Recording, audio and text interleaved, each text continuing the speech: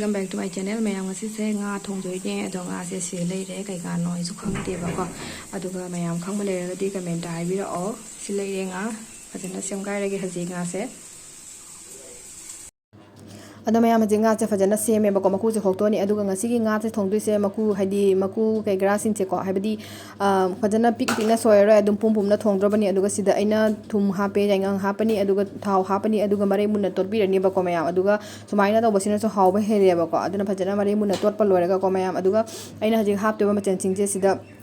jamda ke suka hena atopa machan ching sijina roi aduga tilau chanam no su thongoi ba ko ngasi gi hinjang se aduga sida aina khang thang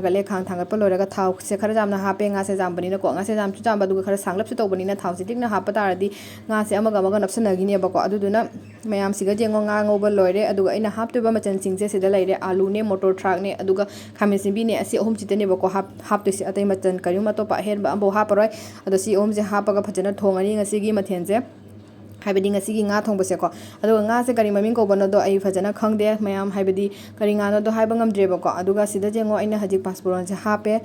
passport je hapaga aduga alu khame simbi se hana ngawrani ba ko harbada alu hape adu loraga khame simbi hapani ba ko mayam aduga motor truck se ko na hapani ke guna motor truck se maku yauna thong bana tabani na maku se lauthoga thong bani na ko maku se yawraga thong bana mo mahaw amani aduga yawdraga thong bana mo mahaw amani adu handaki ngasi gi henjangi recipe sidi ai kana maku se haparoi aduga maku se yawda do ina thongdoine ba ko maru ari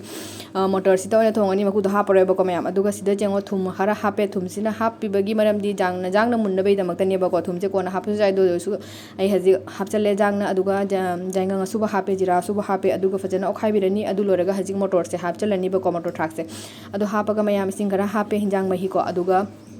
moro suba sukara hape aduga sida moro atek pasu kasum hapoi bako hinjang da kana gumba suno haidi moro atek pasu hapna ba leina ko adu moro atek padi ai hapa pam da bani na hapcha dre mayam aduga sida leire fadigom jamna tangna phangba fadigom gi season di loisale edana ko adu na fadigom se ai poloi da hapage aduna se fajana tingja laga thame aduga alu sing se khara thugai bi re ma phone ta na bai damak ta ko adu di phone ta ni adum hinjang se hawi dana ko mayam aduga nga se ko aina hinjang se haifet saura abaka da nga se poloi da hapi ni kai gino haidi nga se hana hap phada di nga se loi toigine ko mayam aduduna ko poloido ina nga se hape aidi sumaina poloido ina hape mayam aduga mayam na kamai na happy badu adu comment adum habira aduga sida aina fadigom se hapchale mayam nga se thongo loisalae aduga mayam sida leire hinjangi final look ka aduga mayam hauni hauroi habadu su comment da mayam adum habira aduga aigi recipe se mayam sunsoi sojana try to biyo adu siga phajana haidi color se fajare hawba hawtrabadi khangre mayam aduga ngasi gi video si matang se senjrege bye bye